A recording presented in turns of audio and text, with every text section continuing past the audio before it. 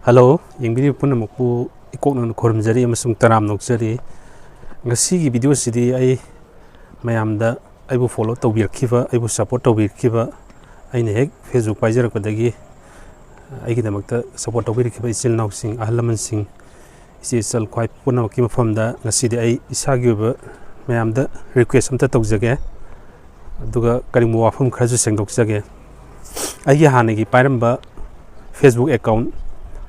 Bulu Ajit Kuman na lebedo mayam nungsibi badagi support tobirak badagi follower 200k yom daida aigi account si khang dana kogi disable loigiba suspend tokhiba hai tare suspend tokhiba si akogi mamangi 2025 ki November tha ahumu phajalakadore November 15 da tokibani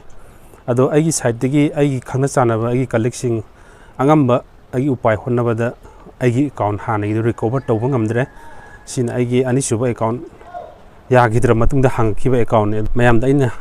haijening basi sigi video simte ji share tobiyo aduga adongi knowledge ta ai bu yengbi video si bu yengbi isi naw singi knowledge ta khangnaba kogi account recover tawba ngambagi idea leibiba miyo sing leibiraga di hai video si yongno share tobiyo aduga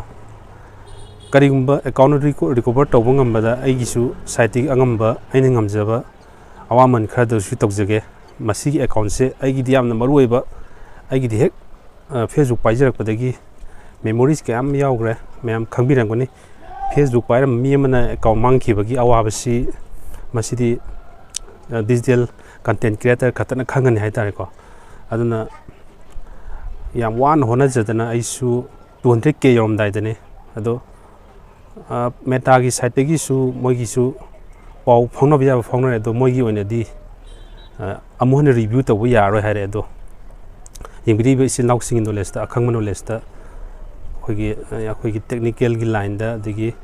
software gi line da hena khangbiba manung channa hena khangjanbiba miyoi sing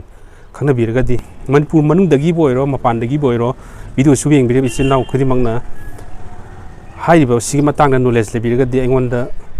pau pibiro ai account si recover tawba ngamna honabada mayam digi mateng ni jari yaraga di video si atopa mioi sing yaukina ba share tobi aduga aina hojik paijari ba hojik thagat jari ba account si su hana follow tobiramba adagi aibu ukhidre na khanbiri bisinau sing yakhidra matungda hangjaba account ne ado masida dum follow tobiro hanagi adum content dum thagat jarake aduga aroi ba request hoina aigi hani account si recover tawba ngamna honabada isinau mayam sing dagi knowledge lawjage aduga akhangba isinau singna tanabam lairagasu aingonda haibiru haibisi wafamsi thamjaraga ngasigi thamuktadi ai mayam dagi khurumjari